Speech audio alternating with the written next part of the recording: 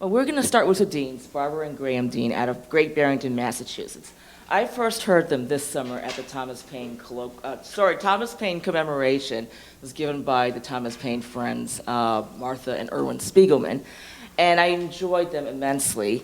So you don't know how thrilled I was when they offered to come perform at this colloquium. Anyway, they are going to start off with their new song, "To Come Home, Tom Paine," which is very appropriate since we're honoring him in Greenwich Village, where he died 200 years ago. That's right. Yeah, thank you for inviting us, Francis. It was really very exciting for us to be at the commemoration June 8th, 7th, 8th, 6th, 7th, and 8th, right exactly around the time that he died 200 years ago. And we were also in England in July in the town of Lewis, where he lived for about 6 years prior to coming to the United States. And they had a 10-day commemoration there as well. And we actually got to stay in the White Hart Inn, where Thomas Paine worked as an excise officer. He was a tax collector. And they've actually done a tremendous amount of research in recent years about his time in Lewis, which is very interesting, and pointing to a number of things, including the fact that he was not a rebel when he wrote the petition to get better working conditions for the excise officers. He was not at all. That was a commission. He was part of a commission, and was actually working for the government, or the king was involved, let's say, and the agents of the king. So there's a whole lot of research on that. Plus, he was also part of a team of excise officers in Lewis. He was not the only one. And there is a... Yeah. There's a book there. This is one recently written. There. Unfortunately, I don't have any extras that I can sell you, but this is new research that's just come out. It's called Thomas Paine in Lewis, A Prelude to American Independence. And hopefully the people in Lewis still have some. I'm sure. If anyone wants to look at it later, feel free.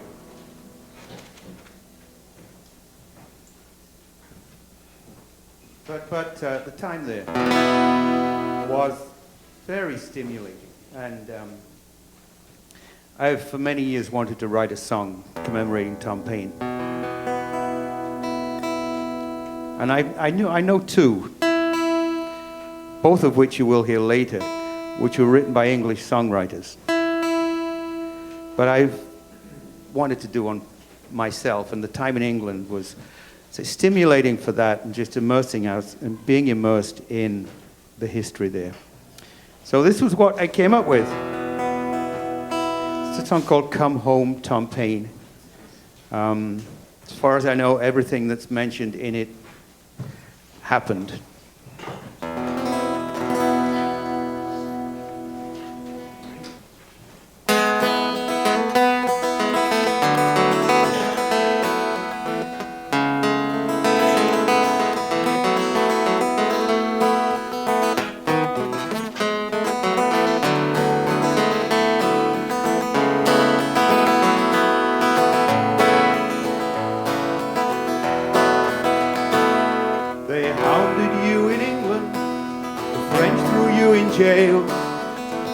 In London, stamped your initials on boot nail.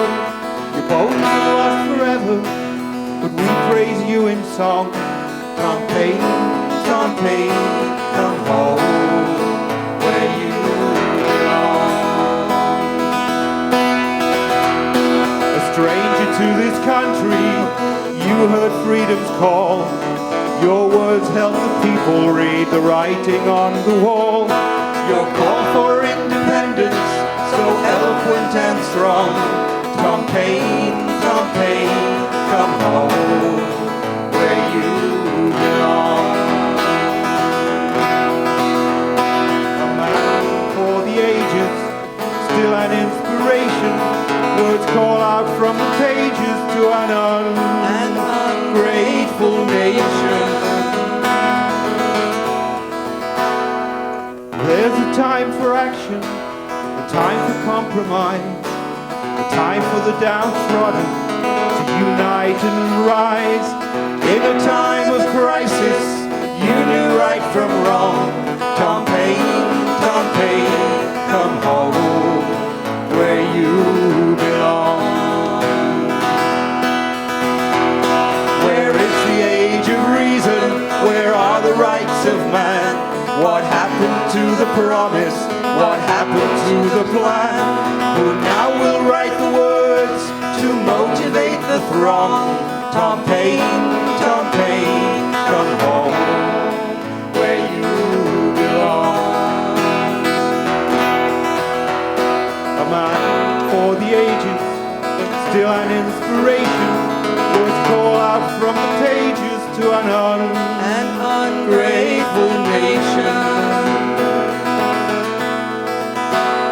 Your bones are lost forever, but we praise you in song. Tom Paine, come home where you belong.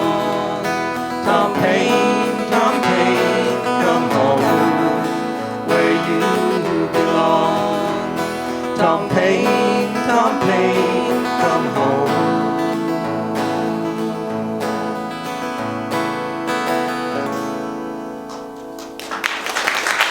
Thank you very much.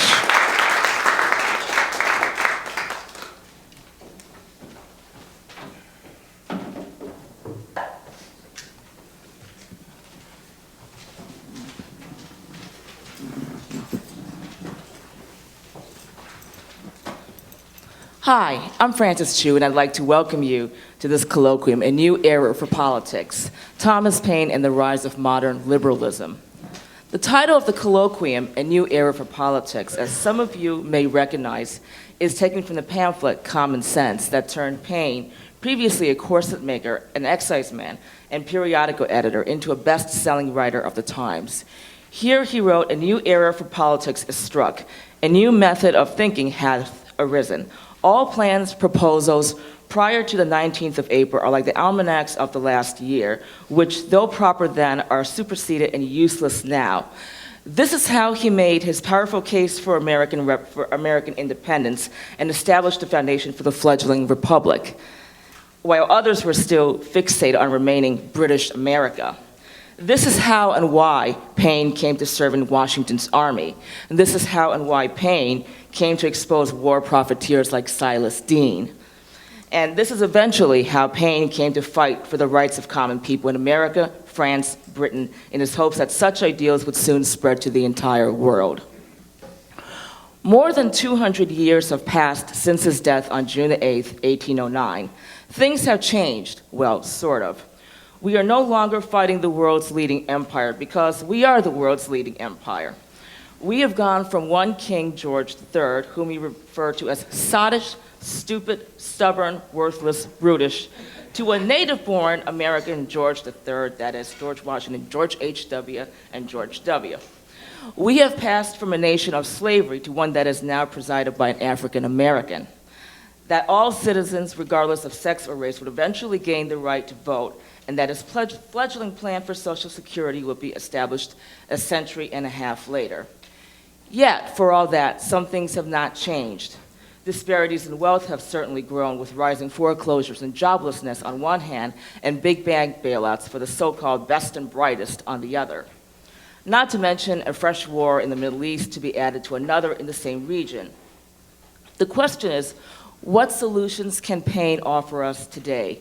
Today's speakers, Susan Jacoby, J. Ward Regan, John Nichols, and Karen Thorson are going to address a range of issues on Paine's legacy through the centuries and its relevance for us today.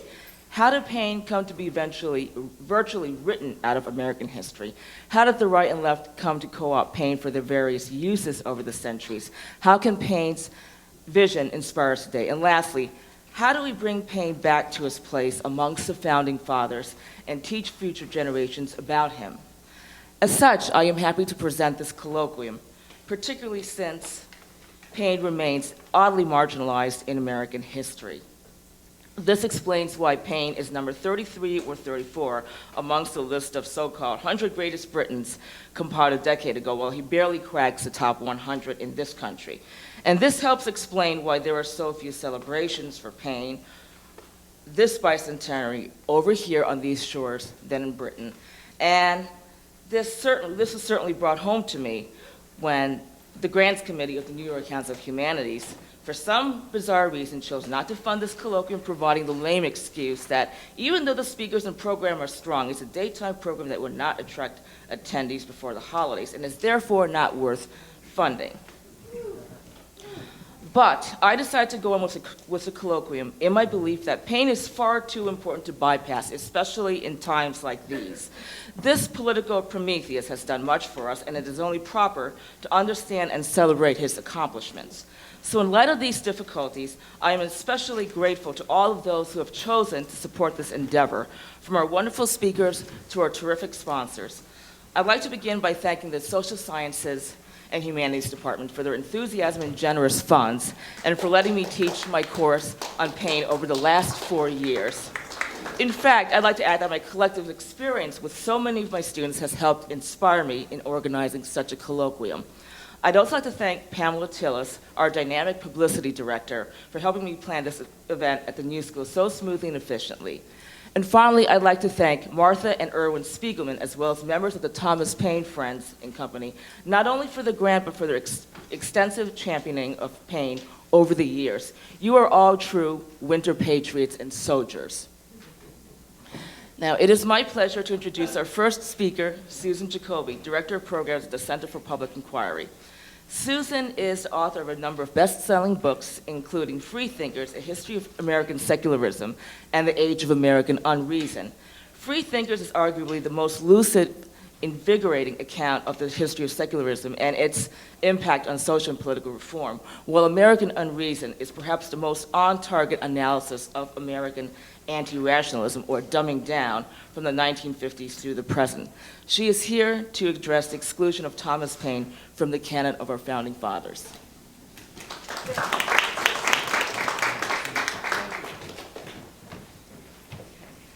Delighted to see so many people out on this cold morning. And we're going to have time afterwards for questions and comments and quibbles, which I assume, this being a bunch of people interested in Paine, there will be. Shortly after my book, Freethinkers, A History of American Secularism, was published, I received an email from a former University of Georgia faculty member whose subject was early American intellectual history. He told me that although he always included excerpts from Paine's The Rights of Man in his freshman course, he had dropped some excerpts from The Age of Reason because the material so deeply antagonized some of the devout religious fundamentalists among his students that they simply closed their minds to everything else that he was trying to teach them.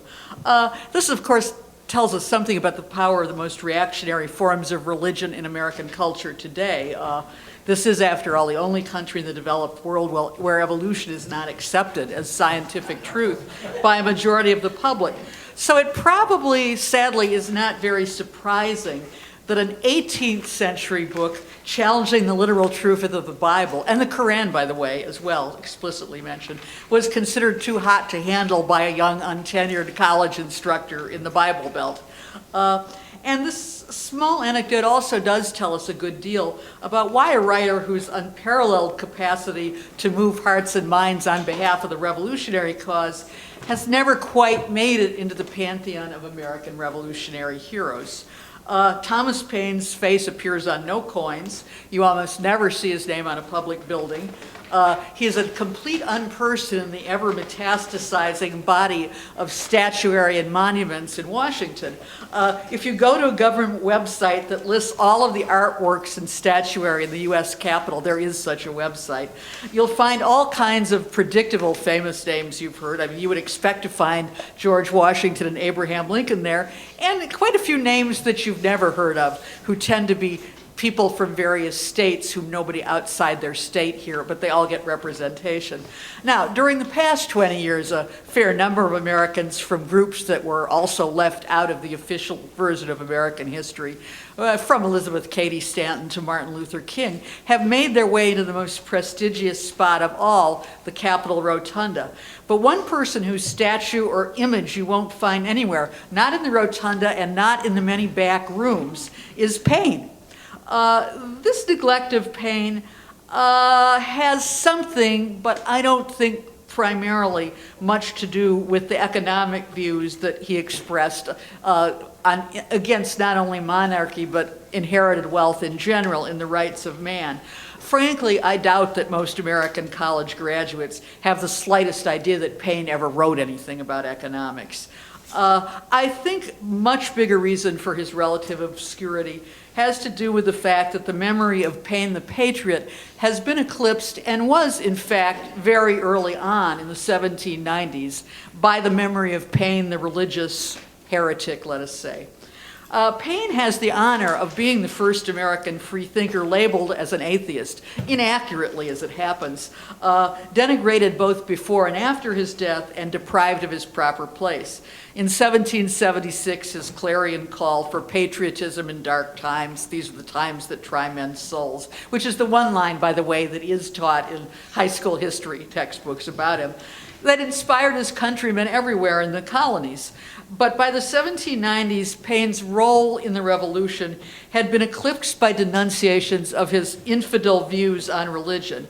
In The Age of Reason, written in Paris in 1793, Paine set forth the astonishing idea that Christianity and Judaism, like all other religions, were inventions of men rather than the revealed word of God. In 1809, Paine died a pauper in New York, either reviled or ignored by all of the revolutionary leaders whose cause he'd served so ardently and effectively, with the notable exception of Thomas Jefferson, whom we'll get to later. As this conference itself indicates, Paine is enjoying a mini renaissance, I would call it at the moment. One of the more annoying aspects of this renaissance, as Dr. Chu alluded to, is the fondness of conservative intellectuals for quoting the Paine who described government, even in its best state, as a necessary evil. Now, Paine was, of course, writing at a time when the divine right of kings had only been slightly abridged, a little detail conveniently ignored by his modern right-wing acolytes in their highly selective quotations. He was talking about arbitrary government, government by a monarchy. Now, I would just love to hear Paine's reaction today to Justice Antonin Scalia's rationale for the death penalty, which is that all governments, including ours, derive their power from God. And since God has the power of life and death, so too should governments. That is his article. That is, you can read it, on any of the Supreme Court websites from a case about 4 years ago. But Paine also has never quite fit in with some true believers on the left either, because he had this inconvenient tendency to look always at what was actually going on around him in terms of its impact on individuals, as well as on classes of people. And if he disapproved of what he saw, he revised his thinking, which to me is the essence of rationality. An unintentionally comic example of the dogmatic left's attitude appeared in a snotty review in The Nation a few years ago of Harvey Kaye's excellent 2005 book, Tom Paine and the Promise of America. In the opinion of the reviewer, Paine was something of a disappointment, not quite perfect in spite of his radical views on religion and economics, because during his stay in revolutionary France, he consorted both with liberal French aristocrats and American Francophiles. Why Paine was actually such a bourgeois humanist, as a later generation of revolutionaries would have it, that he opposed the death penalty for princes as well as paupers. He was soft on death. Indeed, Paine's greatness is magnified, to me, by his membership in that very select company of political idealists who do not take refuge in fantasy and illusion when they see that their ideals have been betrayed. In part 2 of The Age of Reason, which was written after his release from prison in Paris, where he landed because he opposed the execution of Louis XVI, Paine recalled his many friends who were not so lucky, who were sent directly from prison to the guillotine. He declared flatly that, quote, the second part of the Age of Reason, the intolerant spirit of church persecutions has transferred itself into politics. The tribunal-styled revolutionary supplied the place of an inquisition and the guillotine of the stake, unquote. And the reason that Paine was in Paris in 1793, and I'm sure a lot of you know this, but maybe some of you don't, so bear with me, is that a few years earlier he had left for what was intended to be a temporary stay in his native England because he was interested in exporting the ideals of the American Revolution everywhere. To back up just a moment, Paine was born in 1737 in Norfolk, England.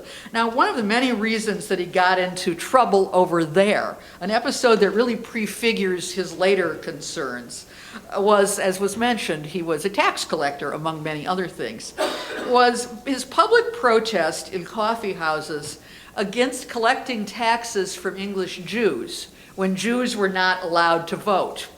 Now, this did not sit very well at all with his bosses in the excise department, and they told him to shut up or he was going to lose his job. And he did not shut up, and this thing about Jews, this Jewish business, as one historian in England once described it to me, this Jewish business was one of the reasons he fell afoul of the tax collecting authorities there. He came to America in 1774 at the suggestion of Benjamin Franklin, whom he met when Franklin was an emissary to London from the colony of Pennsylvania. And in effect, Franklin said to Paine, there's a lot more room in America for someone with your ideas than in England. The first public article Paine wrote in America was a denunciation of slavery. This is 1774, and then he moved on to the cause of independence.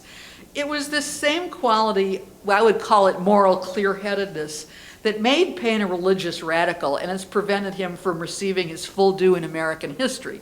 Now, no one has ever described the fate of Thomas Paine in American history better than Robert Greene Ingersoll. Again, a name some of you may know, but not all of you. In the last quarter of the 19th century, he did more than any American to revive Paine's reputation.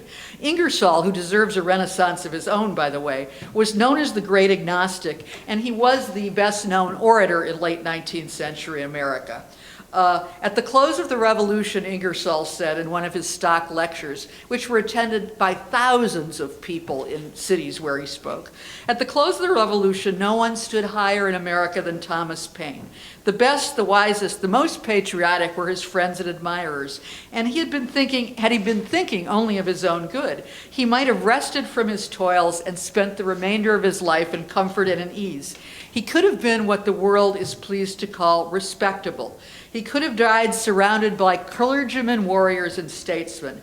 At this death, Ingersoll said, there would have been an imposing funeral, miles of carriages, civic societies, salvos of artillery, a nation in mourning, and above all, a splendid monument covered with lies. Isn't that a beautiful, beautiful phrase? Instead, Ingersoll said, Paine chose to benefit mankind.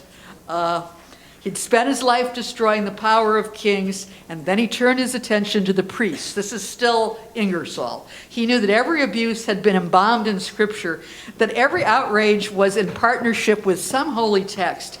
He knew that the throne skulked behind the altar. Again, isn't that a great phrase? And both behind a pretended revelation from God. By this time, Paine found it was of little use to free the body and leave the mind in chains. He had dug under the throne, and it occurred to him that he would take a look behind the altar. The title of that look behind the altar is, of course, The Age of Reason. A few words about the conditions under which the Age of Reason was composed. Part one was written before he went to jail in great haste because, as I mentioned, Paine's life was already in danger because of his public opposition to the execution of Louis XVI. Earlier, he had been rightly lionized by the French as a true comrade in the cause of liberté, égalité, fraternité. He'd left England after the publication of The Rights of Man in 1791 because his views on inherited wealth and monarchy so outraged the English ruling class that he was tried in absentia and convicted of sedition, which was, of course, a capital offense. In France, where he had every reason to expect a better reception, and got it at first, he was arrested on Robespierre's orders for expressing his opinion about the execution of the king. But he managed, really en route to prison, to deliver the manuscript to his friend Joel Barlow, who was also a friend of Thomas Jefferson's. Now, in one of the more disgraceful manifestations of ingratitude by any American government in any period, Paine was left to rot in the Luxembourg prison for more than 9 months. Gouverneur Morris, who was the American minister to France at the time, detested Paine's views on both religion and economics. And he misled the French by telling him that the United States did not recognize the British-born Paine's claims to American citizenship.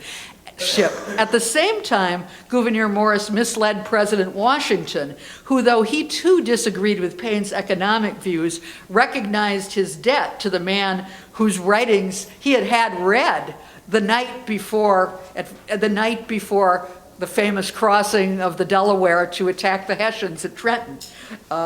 Anyway, Washington was misled by Morris, his ambassador, into thinking that Morris was doing everything he could to obtain Paine's reliefs. And by the way, speaking of historical continuities, the same Gouverneur Morris was the subject of a biography in 1898 by none other than Teddy Roosevelt, who took the occasion to describe Paine as, quote, a filthy little atheist that apparently esteems a bladder of dirty water as the proper weapon with which to assail Christianity. Well, The Bladder of Dirty Water was, again, this controversial book, The Age of Reason. Now, this is a book that everyone with an interest in history has heard about, but I dare say that the text has actually been read from beginning to end by very few people. And that's a shame. I'm going to read a few pages verbatim. I'm sure that those of you who are familiar with them will enjoy hearing them again, and those of you who have missed or forgotten the passage will see what the fuss has always been about. And you can judge for yourselves how well received these thoughts would be in today's political climate. Here goes. This is from The Age of Reason. Every national church or religion has established itself by pretending some special mission from God, communicated to certain individuals. The Jews have their Moses, the Christians their Jesus Christ, their apostles and their saints, and the Turks their Muhammad, as if the way to God were not open to every man alike. Each of these churches show certain books which they call revelation, or the Word of God.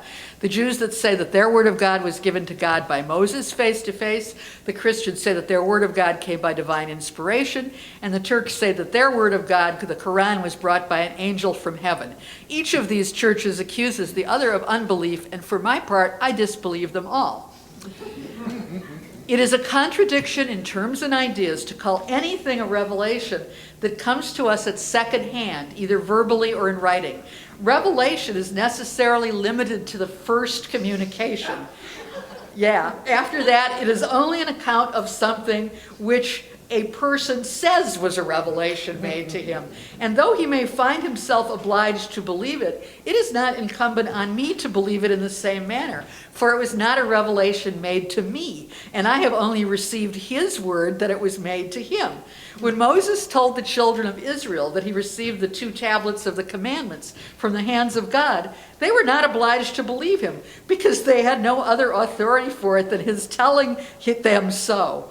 There you go. The golden calf is justified. And I have no other internal evidence of divinity either. The commandments carry nothing but good moral precepts, such as any man qualified to be a lawgiver or a legislator could produce himself without having recourse to supernatural intervention, unquote. So Paine was actually not an atheist, although many of his contemporaries and Theodore Roosevelt may have picked up on that thought that he was. He made himself absolutely clear on this point in the preface to The Age of Reason, where he states unequivocally, I believe in one God and no more, and I hope for happiness beyond this life. But then Paine goes right on to list all the things in which he didn't believe. The savage punishments of the Old Testament, the virgin birth, the resurrection. Those who called him an outright atheist either hadn't read his book or simply found it politically useful to call him an atheist and tar Jefferson with the same brush, rather like those who tar liberals with the dreaded S word for secularism today.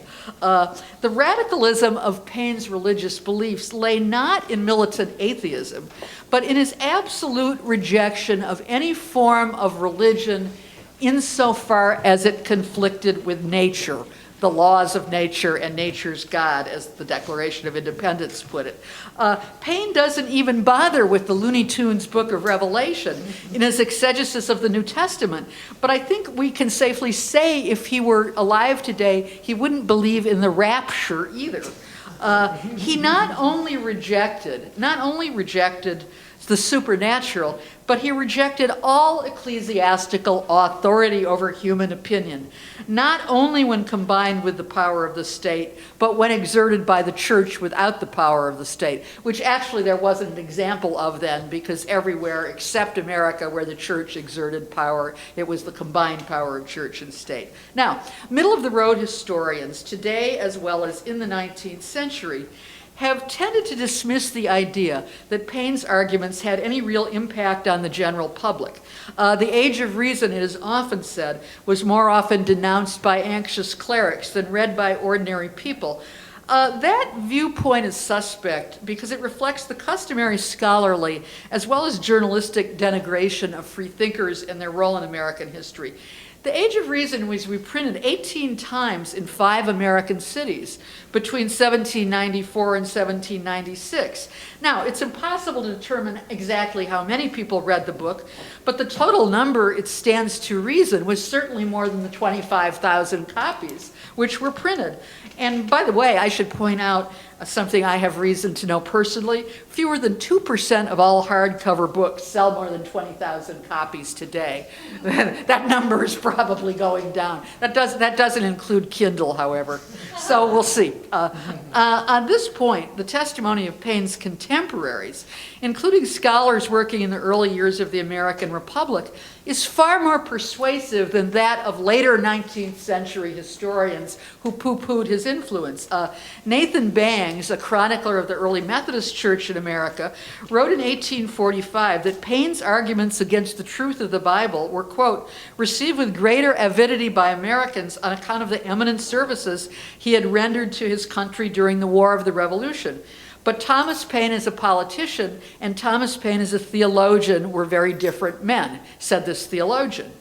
This is wrong. Paine the theologian and the political writer were absolutely one and the same. The anti-monarchical and the anti-ecclesiastical Paine were united in the belief that there could be no legitimacy in any forms of government or religion that defied reason. Hence, in Common Sense, the pamphlet read by every literate person in the original 13 states and read to millions of others who weren't literate, Paine argued that one of the strongest natural proofs of the folly of hereditary right in kings is that nature disproves it. Otherwise, she would not so frequently turn it into ridicule by giving mankind an ass for a lion. And in the Age of Reason, this is completely consistent with the Age of Reason. Paine says, and this is exactly the same mind speaking, when men, whether from policy or pious fraud, set up systems of religion incompatible with the word or works of God in creation and repugnant to human comprehension, they were under the necessity of inventing or adopting a word that should serve as a bar to all questions, inquiries, and speculations. The word mystery answers this purpose. As mystery answered all these general purposes, miracle followed as an occasional auxiliary. The former served to bewilder the mind, the latter to puzzle the senses. The one was the lingo, the other the legerdemain. Isn't that a great sentence? The one was the lingo, the other was the legerdemain. And by the way, until I read that, I never knew that lingo was something that was used in that way in the 18th century. This is just an example of what a great, great polemical writer Paine was.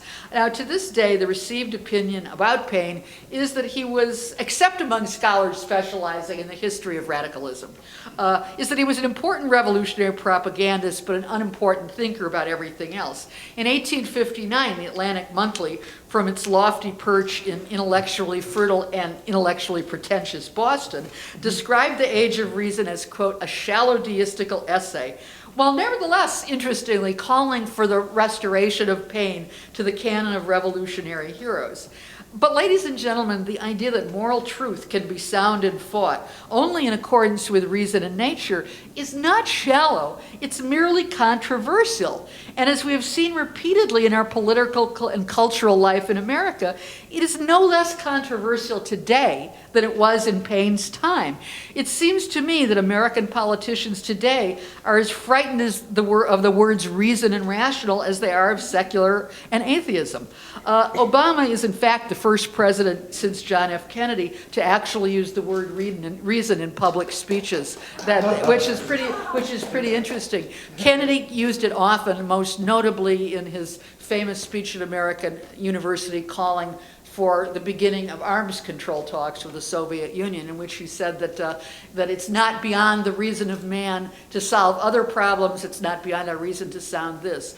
I haven't heard any president since then. I could be wrong. I haven't read any presidential speech. But the use of the word reason is very unusual in politics. And so I don't know of any speech between Obama's and that one by Kennedy, but I could be wrong about that. You might be able to find it on a search feature of all presidential speeches. The revolutionary secularists of Paine's generation were united in their belief that if God existed in whatever form, he'd endowed man with the gift of reason as the supreme instrument for devising a rational government for a rational society. Now, the story of Paine's last years in America is extremely painful. In 1802, he returned from Paris. The free-thinking James Monroe, who replaced Morris as the American ambassador to Paris when Thomas Jefferson was elected, had gotten him out of jail. And at the invitation of Thomas Jefferson was how Paine returned. Adams sort of kept him in Paris long after he was out of jail. That's a whole other story. Most of Paine's old friends, embarrassed by his anti-Christian writings, deserted him. Jefferson, who received him in the White House on his way from Baltimore to New York when he came back in 1802, was the notable exception. In 1802, the American press reacted to Jefferson's encouragement of Paine's return with scathing commentary, and the commentary itself portrayed Jefferson as an all-out enemy of religion and atheist. One Federalist journal, the Philadelphia Portfolio, epitomized the tone of all of the attacks, noting that if during the present season of national abasement, infatuation, folly, and vice, any portent could surprise sober men would be utterly confounded by an article current in all of our newspapers that the loathsome Thomas Paine, a drunken atheist and a scavenger of faction, is invited to return in a national ship to America by the first magistrate of a free people. A measure so enormously preposterous we cannot yet believe has been adopted, and it would demand firmer nerves than those possessed by Mr. Jefferson to hazard such an insult to the moral sense of the nation. That was while Paine was en route. It was before he landed, obviously. Among the words applied to Paine in the popular press were Judas, reptile, hog, mad dog, souse, louse, archbeast, brute, liar, and of course, infidel. Paine was refused a seat on a stagecoach from New Jersey to New York on this same trip back home. In this city, an admirer of Paine's was suspended for church membership for having publicly shaken hands with the mad dog. As Paine sat in his farmhouse in New Rochelle on Christmas Eve of 1802, a bullet fired by an unknown assailant narrowly missed his head. He was chastised by old friends and allies like the revolutionary firebrand Samuel Adams, who told Paine that Paine's association with Jefferson was doing the president great harm. Here's Paine's reply to Adams. What is this thing called infidelity? If we go back to your ancestors and mine 300 or 400 years ago, for we must have had fathers and grandfathers, or we should not be here, we shall find them praying to saints and virgins and believing in purgatory and the transubstantiation. And therefore, all of us are infidels according to our forefathers' belief.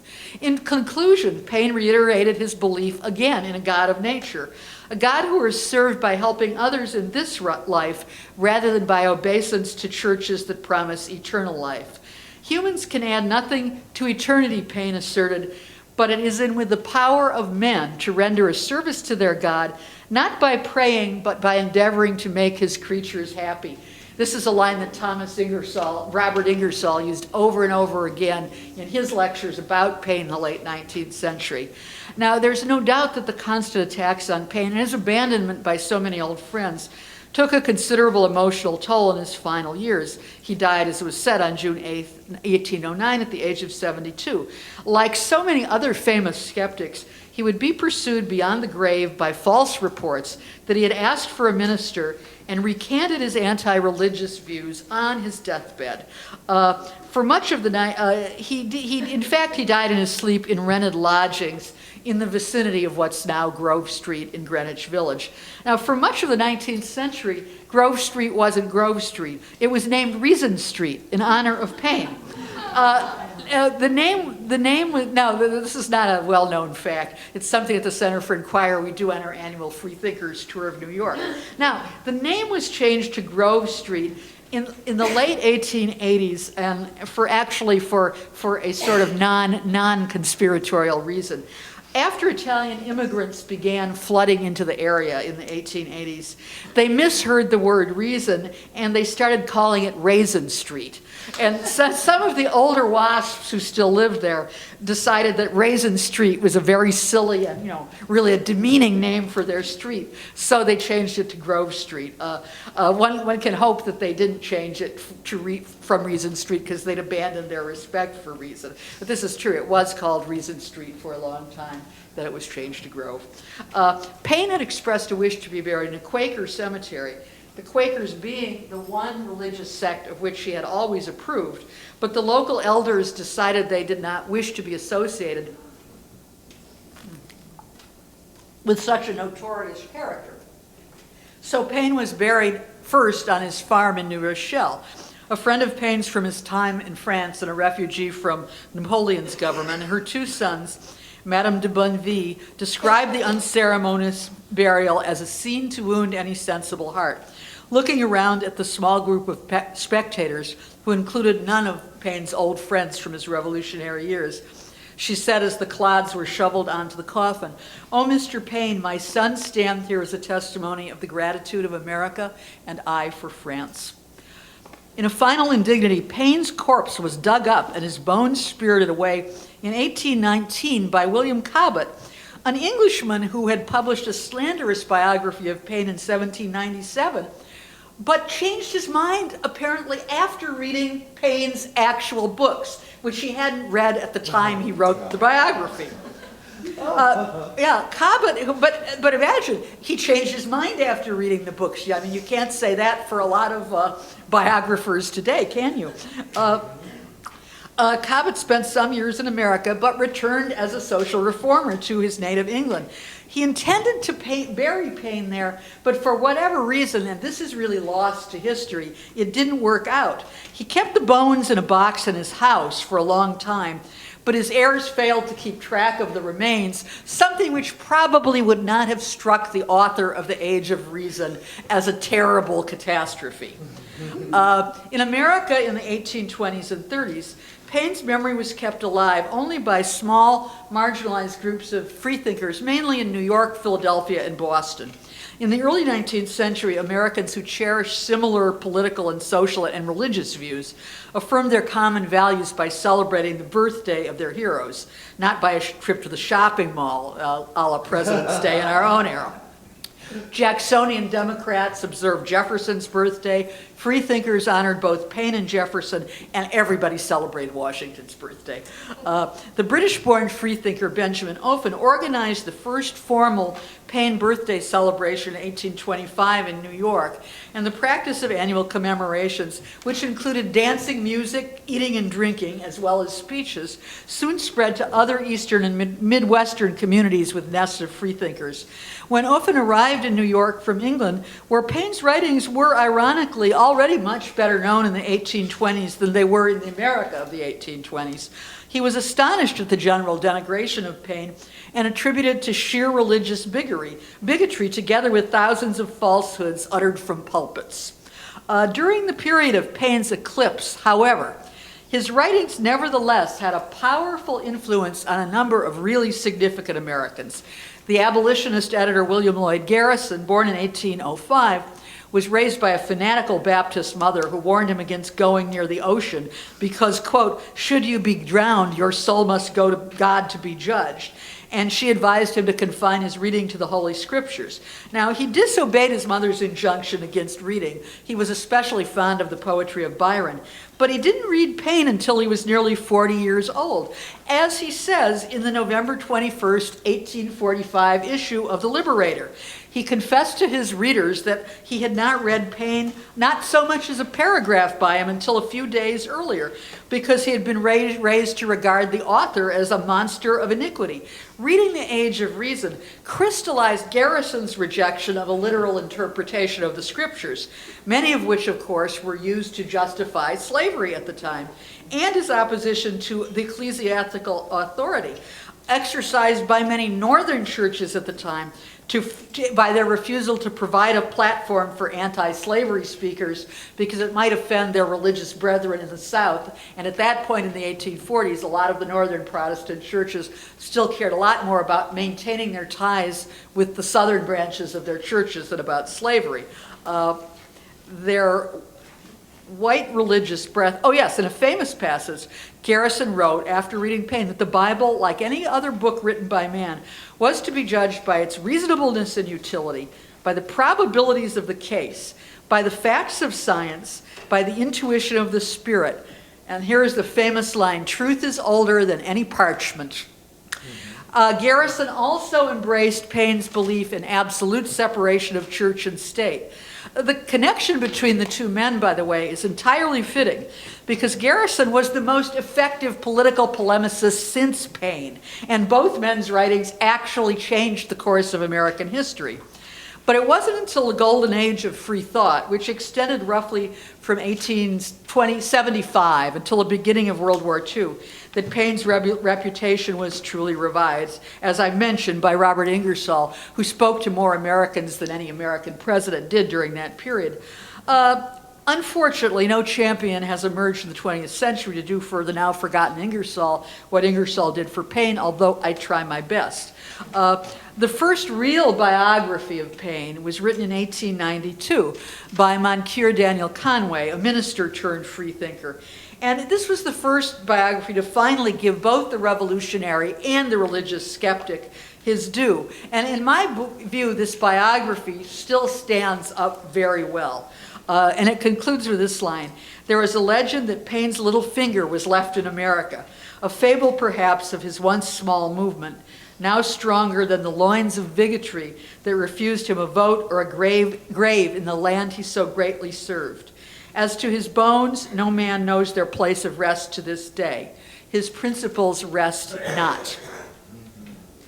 1892. Well, there's never been a better concluding line to a biography, and I'd intended to end this lecture with Conway's quote. However, I think we need to take a closer look at that line and the description in 1892 of free thought as a once small movement, now stronger than the loins of bigotry. Monsieur Conway, like Robert Ingersoll and all of their 19th century contemporaries in the free thought movement, assumed in the last decade of the 19th century that free thought and rationalism would be the dominant forces in the American future, and that the most retrograde forms of religion and their influence on governments and the minds of human beings would wither away in the light of scientific truth. Paine himself would probably have been astonished if anyone had told him that 200 years in the future, his writings about religion would still be considered controversial, even radical by large segments of the American public. But then Robert Ingersoll would have been just as astonished. As he writes in The Age of Reason, Paine believed that the American Revolution in the system of government would, quote, be followed by a revolution in the system of religion. Human inventions and priestcraft would be detected, and man would return to the pure, unmixed, and unadulterated belief in nature's God, one God and no more. And men would cast off their belief in any actions of a God whose actions contradicted reason and nature. Now, we know that religious revolution did not happen, certainly not in the sense Paine hoped for. And we also know that people are being slaughtered around the globe today because of a quarrel over which descendants of the two sons of Abraham have the right to occupy the same supposedly God-given piece of land. So what the Atlantic called a shallow deistical essay in 1859 still speaks powerfully to our time, because much of our world and a huge segment of the citizenry of our own nation, which prides itself on being blessed, still rejects any rational look at religion. And the separation of church and state, which Paine regarded as the foundation of everything good in the new American government, as America's founding gift not only to its citizens but to the world, is still considered controversial by people who, alas, are going to have a powerful influence on our public life for decades to come. And so now I must return to the abysmal justice of Scalia and his minority dissent in a few years ago that I quoted a portion from earlier in the Ten Commandments cases display involving Kentucky courthouses. Scalia had the chutzpah to write that the court was mistaken in its decision to prohibit in-your-face displays of the tablets in courthouses. But the reason Scalia says the court was wrong is what's interesting. He said the court was wrong to ban the Ten Commandments from the courthouses because, quote, the U.S. Constitution clearly permits disregard of polytheists and believers in unconcerned deities, just as it permits the disregard of devout atheists. This is a man who, unless nature's God takes him from us, is probably going to be serving on the court, given the longevity of Supreme Court justices, for another 20 years. The Constitution, of course, permits no such thing. It has nothing to say about God, gods, or any form of belief or non-belief, apart from the First Amendment's familiar prohibition, Establishment Clause, and Article 6, which prohibits all religious tests for public office. Justice Scalia, who certainly knows better, can get away with this bald-faced lie because so few Americans know anything about the secular side of our history and the reasons why our Constitution begins not with the word God, but with we the people. Now, President Obama is certainly a great improvement over his predecessor in his respect for the ideals not only of freedom of conscience, but the benefits to be arrived for secular government. As you will recall, he even mentioned the rights of unbelievers along with the rights of religious believers in his inaugural address, and he definitely was the first president to do that. We surely need a new Thomas Paine to explain all this once more, but the old Tom Paine continues to speak powerfully to these issues. Here is a line which appears in the preface in which Paine entrusts his arguments in the Age of Reason to my fellow citizens of the United States of America, not to England. This line should be chiseled on every courthouse and every schoolhouse wall.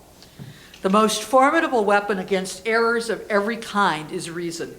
I have never used any other, and I trust that I never shall. Thank you.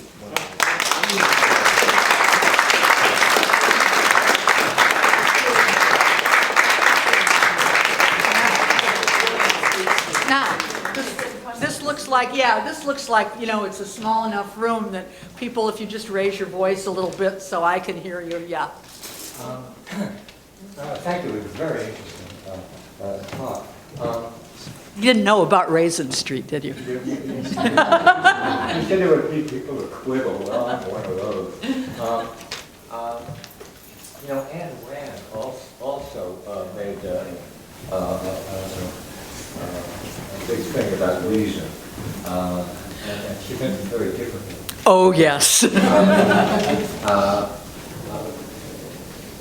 The reason that I had understood and taught that Paine was overlooked in history is that this country was founded as a plutocracy by the landed gentry. And Paine was not one of those. Paine's radicalism, the people who initiated the American War of Independence couldn't speak to the working class. I mean, the best they had was Samuel Adams. But Paine was able to address the working class, and no one else was able to communicate the way he was. And so they used him for that. But as soon as they won, and that victory was extremely improbable, but by happenstance, they won. Supply lines, long supply lines. And as soon as they did, Paine was irrelevant. In some respects, Paine was kind of a nut job. It was by a stroke of luck that he didn't have his head chopped off by Robespierre. Well, did everybody hear what this gentleman said? So I don't have to repeat it. About. I'm going to just kind of summarize this. His view is, and if I'm wrong, you correct me, is that Paine was rejected mainly because he was not a member of the landowning plutocracy, and he was rejected more for his economic views than his religious views. Well, scholars have argued about that a lot. I don't happen to agree for this simple reason. It is not his economic views that ever received much dissemination in the United States. You don't really see a public turning against Paine, either by his former revolutionary comrades or in general by people, until he publishes this book about religion. I actually don't think that Paine's economic ideas were very well known in this country. Yes, of course, they were well known to people like John Adams and George Washington, but that is not enough to become the object of the 18th century equivalent of tea parties, with people being unwilling to listen to you in a coach. I think that it's very clear also when you see what's written about Paine over the next century, that his religious views were far more offensive to Americans. Look, I think what William Lloyd Garrison had to say about that supports my point of view on this, which is simply that Garrison was not a member of the plutocracy. Garrison was brought up poor, but he was taught by his mother that Thomas Paine was a terrible person because of the Age of Reason. Now, his mother probably never read the Age of Reason either, but the idea of Paine as an infidel, as someone who was opposed to God, was very powerful. And there's something else also, which is that initially, Americans supported the French Revolution, before the Jacobin Terror. And one of the reasons they supported the French Revolution, when the revolutionaries began confiscating church lands in France, Americans in general were really happy about this, because which church was it whose lands they were confiscating? It was the Catholic Church, and anti-Catholicism was very, very strong. And certainly the prejudice against Catholics in 18th and early 19th century America was certainly every bit as strong as whatever prejudice there was against atheists. It's only when they start lopping off the heads of kings and Americans begin to see a threat in the French Revolution, not only to monarchy, but to establish government in general, and not only to Catholic Church property, but maybe to church property in general as well. But I just don't think, I think to describe Paine as having been rejected because of his economic ideas, I think really exaggerates the degree to which anybody knew about his economic ideas. That's just my opinion.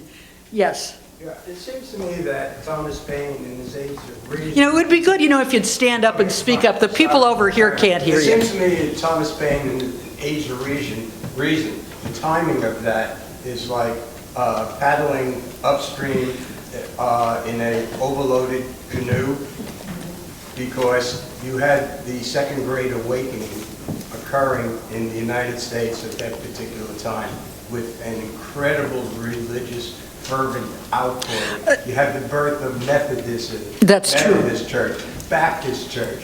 This country is basically a conservative religious nation, and what Thomas Paine was talking about flew in the face of the direction what was going on at the time. I agree with that.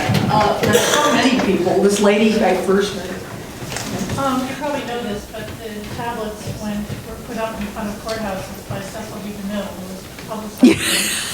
I know. The Ten Commandments. Anyway, I was curious as to whether Paine, as a child, was taken to any church services by his parents, and when he was older, whether he himself ever went to Quaker services or Unitarian services. I don't know anything about that, but his father was a Quaker. His father was a Quaker, and his mother was an Anglican, and I think that this undoubtedly there's really, except for that new research, everything about Paine's early life is very sketchy. There's not a lot of evidence about it.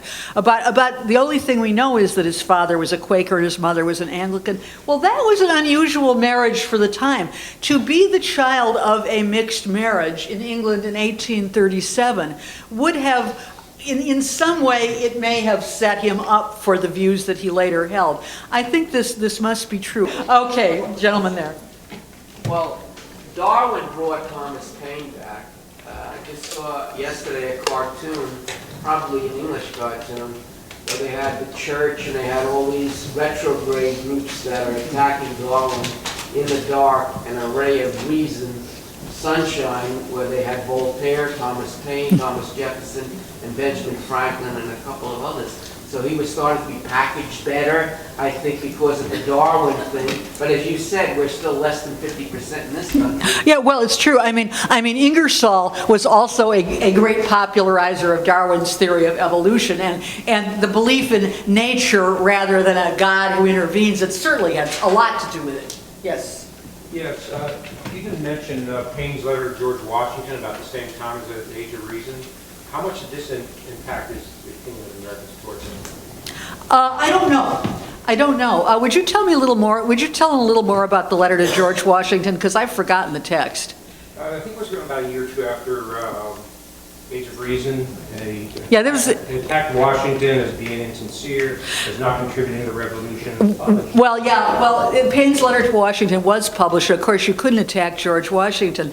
Paine was under a misapprehension, which is he didn't know until James Monroe got there that Washington had really been misled. Paine was mad because he'd been kept in prison for 9 months and the American government did nothing to obtain his release.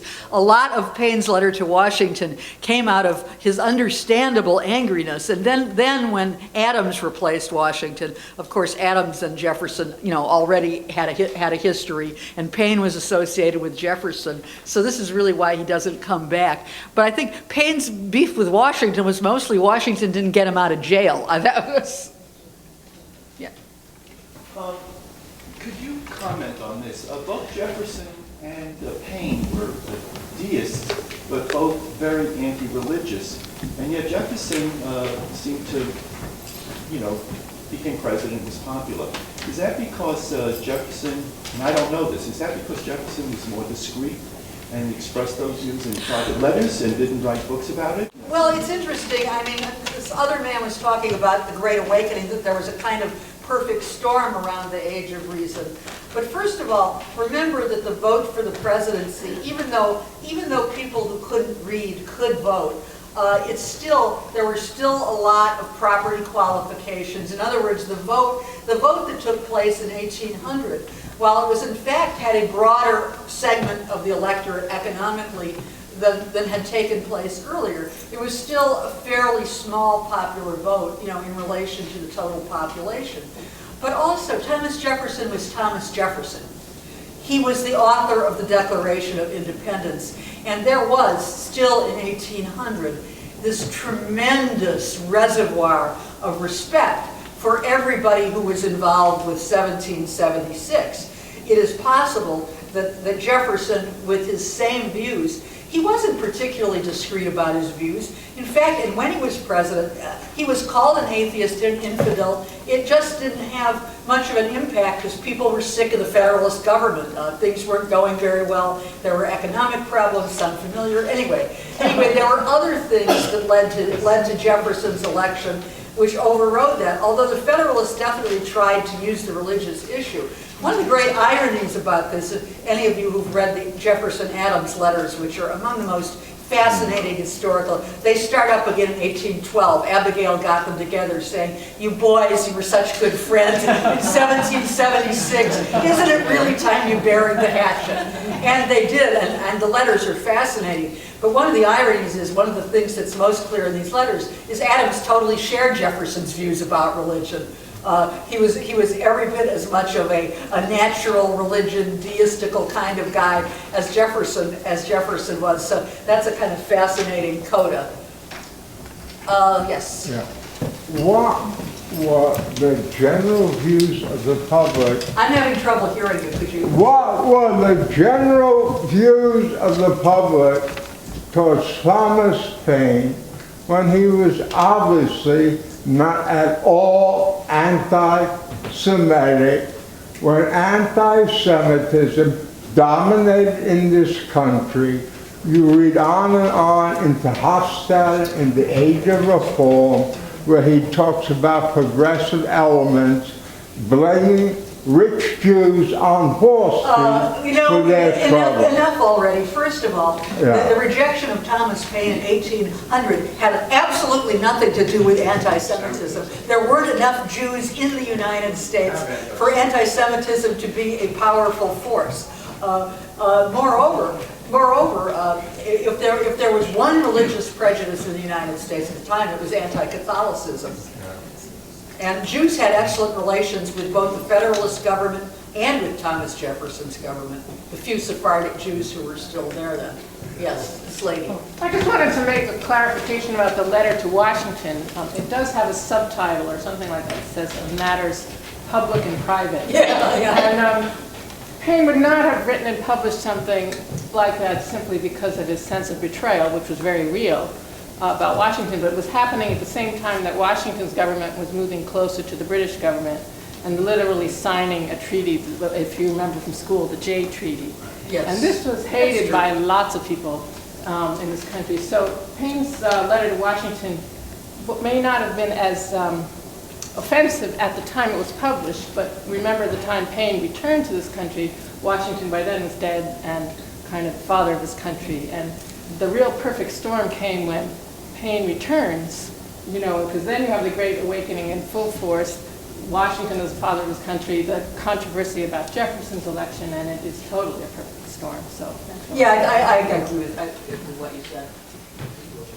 Yeah, I'm missing people over there. Okay, yes. Yeah, just the technicality is bothering me. The thing that Scalia said, and maybe one thing is the American people don't know the truth about the Constitution. But what about the other justices? Don't they argue about those things? Didn't anybody say anything? Well, she was asking about Scalia's dissent. Well, yeah, in fact, it was a minority opinion. In fact, the justices did ban the display of the Ten Commandments in these Kentucky courthouses. This opinion of Scalia's was a dissenting opinion, saying, no, you're wrong. It was a 5-4 decision. Senator Day O'Connor was still on the court then. And Scalia said, no, you're wrong. The Constitution explicitly, I mean, it's ridiculous. But that isn't how the Supreme Court works. In other words, Scalia writes a ridiculous opinion like this. In this case, it was a dissent. The justices don't come out and make a speech and say, my colleague is an ass. But if people would read his, they could read the other. Yeah, of course. Yes. Sort of related to the question earlier. Stand up so people, this is kind of a sort of related to the question earlier about Paine's early religious upbringing. Well, I'm like Garrison. I'm a 4-year-old just learning about Paine, just reading his works, and haven't gotten to the age of reason yet. But in the first works I read, he does speak a lot about God, but in the same way that seems very similar to his contemporaries of that time would have spoken about God. Are you aware of something that may have happened to him that may have changed those religious views from the time of writing Common Sense to by the time you get to the age of reason? I don't think his views at the time. I think one of the things he wrote he wrote in Common Sense. There's so often, if you've noticed, it's nature's God. The God in the Declaration that all men are endowed by their Creator with certain inalienable rights. This is so often used by the religious right to say that our nation was founded upon God. But that kind of God, used in the language of natural rights, meant something different than what God did to a Calvinist minister or to the Catholic Church, for instance. It meant a God who was a sort of, I think that Thomas Paine was clearly a deist then.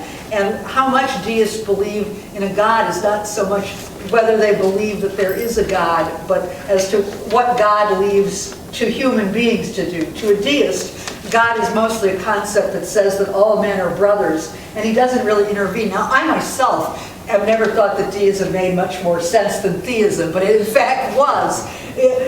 Many of the most important founders, and I would describe Thomas Paine in the same way, were deists. But I don't think anything happened to him. I think he had the same views. But I think he used that word a lot more in the revolutionary pamphlets because it's a sort of good word to use if you're trying to get people to fight and think that God is on their side.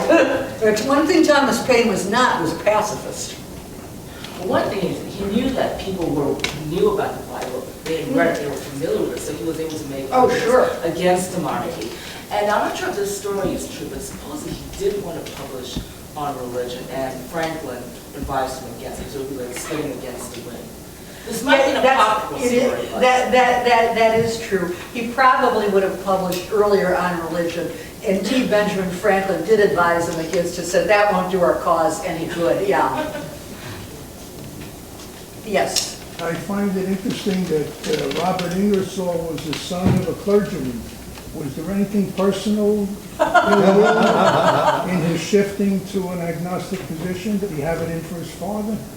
Well, I can't answer that, but Robert Ingersoll spoke a great deal about his upbringing. His father was not only a clergyman, he was a Presbyterian clergyman, which was you know, if his father had been a Unitarian, who knows, Robert Ingersoll might not have reacted so strongly.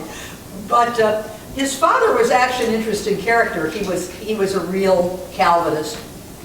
But he kept getting into trouble with churches too, because he was also a very strong anti-slavery Calvinist. And one of the greatest myths about religion in this country is the myth that all of the churches in the North were opposed to slavery. The churches in the North, until the very eve of the Civil War, were very divided about slavery, and many of them were totally opposed to freeing the slaves, believed totally in racial inferiority. Robert Ingersoll's father was one who didn't, which is why the Ingersoll family moved about 20 times when Robert Ingersoll was a boy. His father kept getting kicked out of parishes for opposing slavery. So while in one way he was reacting very strong against his father's religious teachings, he also, in some ways, given that his father was in a minority within that segment of the Presbyterian Church at the time, sort of dissent may have been his blood. Ingersoll once gave a great speech in which he talked about his upbringing, and he described what Sundays were like if you were a preacher's kid. You know, in which you couldn't do anything. And he would say once in a while, if it was a nice day, you were allowed to go play in the graveyards among the gravestones. That was a Presbyterian idea of recreation. And he said in this speech that one of the hymns he remembered most from his childhood was they sang a song in church about going to heaven where congregations ne'er break up and Sabbaths never end. And he said, you know, when I thought about that, Sabbaths never ending, it made me not worry about not having eternal life. Yes, sir. Is there a chance that someday there'll be a Thomas Paine statue in Thomas Paine Square in Manhattan? Is there a movement on anybody trying to? I don't know. There's a Thomas Paine statue and square in New Rochelle. There isn't in Manhattan. Putting up new squares is kind of difficult. But one thing to add to that question is there have been proposal after proposal to put a statue of Thomas Paine in the Capitol Rotunda, and it always gets defeated by the antagonism to Thomas Paine of a lot of conservative Southerners, basically.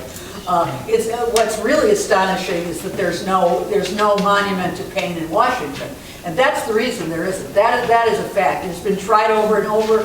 It keeps getting brought up over and over, and they keep not appropriating the money for any Paine statue over and over. Yeah, and then you. That lady first. Then. Yes, thank you. I'm trying to establish a rather unusual connection, but one that obviously did exist, and that is the influence of Thomas Paine in the thinking of some Hispanic American revolutionaries who came to New York, who came to Philadelphia in the early 1820s. One of them being Vicente Rocafuerte from Ecuador, eventually a Really? How interesting. Yes. And the other one is Antonio Nariño from Colombia. Now, since Vicente Rocafuerte did pay a visit to New York, And I know that he was associated with Masonry. Did Masonry play a role in keeping the tradition and perhaps the good name of Paine as a revolutionary thinker? Yeah, this lady, and boy, this is a scholarly connection I would love to see somebody establish. She's doing some work on revolutionaries from South America who refugeed to New York in the 1820s and how Paine may have influenced them. Well, you could bet that they read Paine, but I don't know anything about it. I sure would like to hear about it. One of them translated Paine. Yeah, one of them translated Paine. But I'm sorry, what was the second part of your questions? I don't know anything about this. See, these individuals were associated with Masonry. Oh, Masonry. So I want to know if Masonry played a role at that time on preserving Paine's ideas and thinking and his good name. Well, Dan Brown hasn't written about it.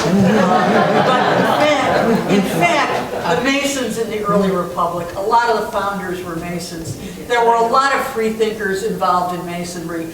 I would be a bit surprised if the Masons played a part in some of the early freethinker celebrations in New York, because very often we found Masons mixed up with freethinkers and with more liberal forms of Protestantism as well. So my guess would be, although I don't know, my guess, I would be very surprised if Masons weren't mixed up in some of the early freethinker celebrations. It would be unusual if they weren't. Yes, what were you going to say? I wanted to ask your take on the conservative movements, you know, taking Paine as one of their own. In the Bill Moyer special, which was June 12th, after our celebrations in New York, Harvey Kay was on with someone whose name I don't remember. Thank you. Thank you. And it was still hard for me to tell, even watching that, what Brookhiser was saying in terms of what he appropriated. And of course, Glenn Beck has written a book which I haven't had the time to read yet. That's what he says. Social Security is a legal Ponzi scheme.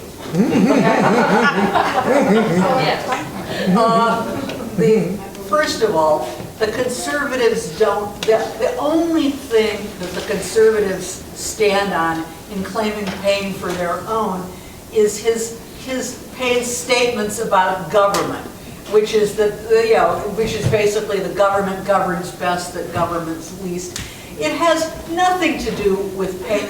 Paine also believed in redistribution of wealth, which the conservatives conveniently ignore. Paine's views on government were influenced by his reaction against monarchy. He wasn't really, and his real, a little bit of this appears in that letter to Washington too. His fear about government was not that government would be strong, was that it would be unrepresentative.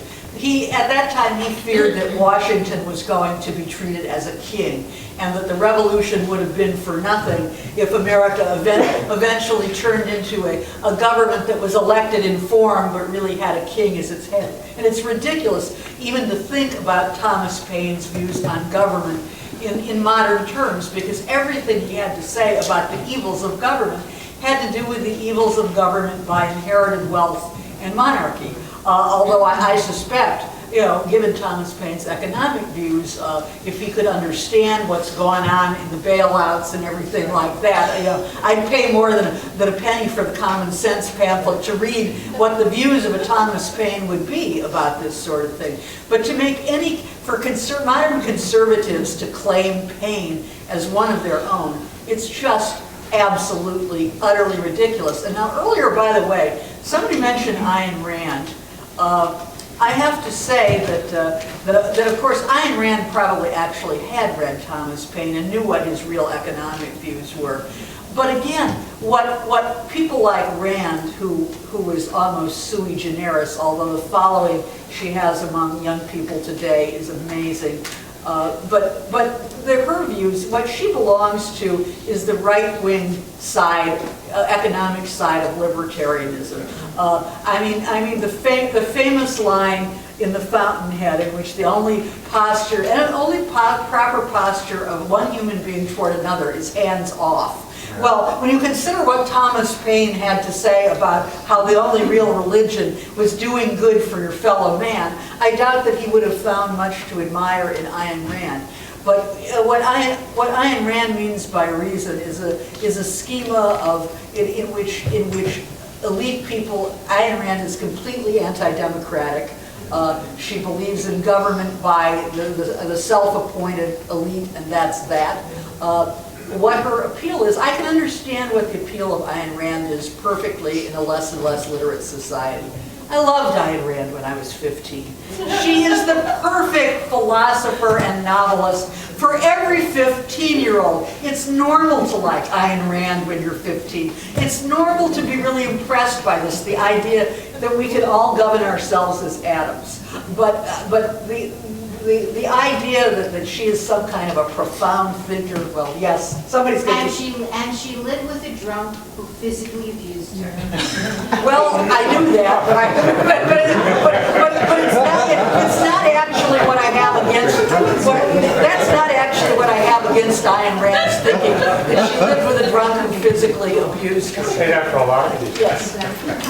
Would you consider, was Thomas Paine considered a radical in his time frame? I can't hear you. Was Thomas Paine considered a radical in his time frame?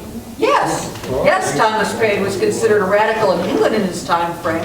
You don't convict somebody of sedition in absentia because you don't consider him a radical. He wasn't considered a radical in the United States before about 1800. He was considered a patriot. He only begins to be. And also, there's a lot of conflation that happened after 1800 between radical and anti-religious too. Sort of a conflation of all forms of bringing down. Do we need to end down? We're pretty close to that. Yeah. 5 minutes. Okay, one more question then. Yes, sir. Yeah, do you think that Thomas Paine would be accused of sedition today in Great Britain? Well, that's an interesting question, given British libel law. It depends on what he actually said. Now, if he were maybe to publish the letter he wrote to Washington in the UK today, and specifically attacked the president by name, actually, he probably could be. But he could be technically, yes. One thing I wanted to say about the progressives when you were asking about that is that I think a lot of conservatives don't understand that their progressive ideas were very different in the 18th century. I mean, for them at that time, to argue for minimum government, fewer taxes was actually, democracy. Liberal. Yeah. Right, exactly, because they were complaining. I mean, like many of the radicals of the 17th, there was like, say, James Murray, who wrote Sermons to Asses, or Caleb Evans. They were all writing about how there was way too many taxes were going, to the rich, to the aristocracy. And there are all these unfair taxes on soap, windows, whatever. Why aren't banks and bawdy houses taxed? That's what James Murray asks.